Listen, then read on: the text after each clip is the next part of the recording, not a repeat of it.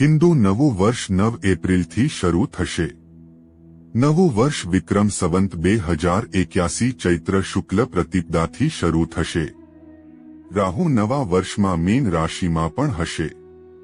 રાહુને છાયા ગ્રહ માનવામાં આવે છે અને એક રાશિમાં તે 18 મહિના સુધી રહે છે.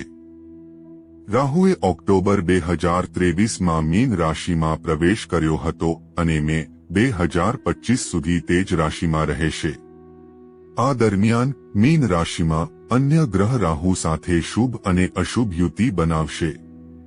હાલમાં શુક્રના મીન રાશિમાં પ્રવેશથી શુક્ર અને રાહુની યુતિ બનેલી છે.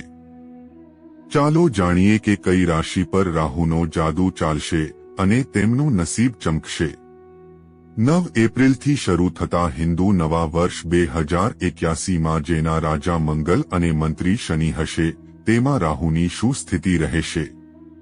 હકીકતમાં સંવતની શરૂઆતમાં સૂર્ય મીન રાશિમાં હશે જ્યાં રાહુ પહેલેથી જ હાજર છે. આવી સ્થિતિમાં ગ્રહણ યોગમાં સંવતની શરૂઆત થઈ રહી છે. વિક્રમ સંવત 2081 સૂર્યગ્રહણની શરૂઆત ગ્રહણ યોગથી થઈ રહી છે. આવી સ્થિતિમાં રાહુ જે આખું સંવત મીન રાશિમાં રહેશે તેના પ્રભાવથી કેટલીક રાશિઓને ફાયદો થવાનો છે. ચાલો જાણીએ કે તે 5 ભાગ્યશાળી રાશિઓ કઈ કઈ છે જે રાહુના પ્રભાવથી ધનવાન બનશે. મિત્રો, જો તમે પણ માતા લક્ષ્મીને માનતા હોવ તો કોમેન્ટમાં જય માં લક્ષ્મી જરૂર લખજો જેથી માં લક્ષ્મીની કૃપા હંમેશા તમારી પર બની રહે. 1. મેષ રાશિ. રાહુ મેષ રાશિના લોકો માટે આવતા વર્ષમાં કમાણીના ઘણા શુભ યોગ બની રહ્યા છે. વ્યવસાય અને કારકિર્દીમાં તમને સારા પરિણામ મળશે.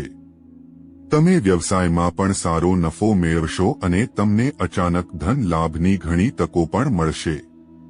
તમારી ઘણી અટકેલી યોજનાઓ આ વર્ષે શરૂ થઈ શકે છે અને તમને ભૌતિક સુખ સુવિધાઓનો લાભ મળશે.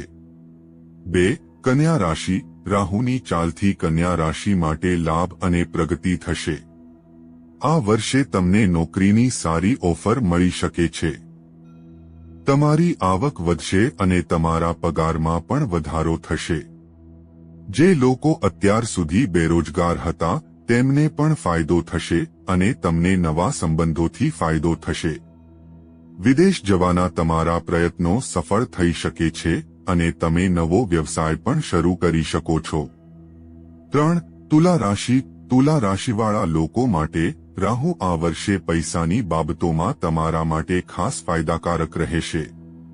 આ વર્ષે તમારું સ્વાસ્થ્ય પણ ખૂબ સારું રહેશે અને તમે નવી કાર અથવા ઘર ખરીદવામાં સફળ થઈ શકો છો. તમારા પરિવારમાં નવી ખુશીઓ આવશે અને આ વર્ષે તમને દરેક પ્રકારની સુવિધાઓ મળશે. આ વર્ષે તમને વેપારમાં પણ સારો નફો મળશે. 4. વૃશ્ચિક રાશિ. રાહુની વર્તમાન સ્થિતિ વૃશ્ચિક રાશિવાળા લોકો માટે ખૂબ જ ભાગ્યશાળી રહેશે અને તમે સંપૂર્ણ સમર્પણ સાથે જે કામ કરો છો તેમાં તમારી જીત હોઈ શકે છે. તમારી જૂની ઈચ્છા પૂરી થશે. આ વર્ષે તમને નોકરી સંબંધિત કોઈ સારા સમાચાર મળી શકે છે. આ વર્ષે તમારું પ્રેમ જીવન પણ ખૂબ જ સુંદર રહેશે અને તમારી વાત લગ્ન સુધી પહોંચી શકે છે. ઘરનું વાતાવરણ સારું રહેશે અને પરિવારના સભ્યો તમારા લગ્ન માટે તૈયાર થઈ જશે. 5. ધનુ રાશિ. આ વર્ષે રાહુ ધનુ રાશિ પ્રત્યે ખૂબ જ દયાળુ રહેશે. તમારા બધા અટકેલા કામ પૂરા થશે અને તમે સંપત્તિ કે જમીન બાબત સંબંધિત કોઈ જૂનો કેસ જીતી શકો છો. નવી નોકરી શોધી રહેલા લોકોને સારા સમાચાર મળી શકે છે અને તમે નવો વ્યવસાય પણ શરૂ કરી શકો છો. તમારામાંથી કેટલાકને વિદેશ જવાની તક પણ મળી શકે છે.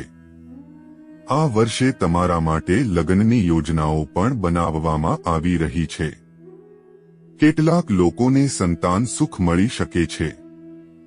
તો મિત્રો, ફરી મળીશું. જય માં લક્ષ્મીમાં.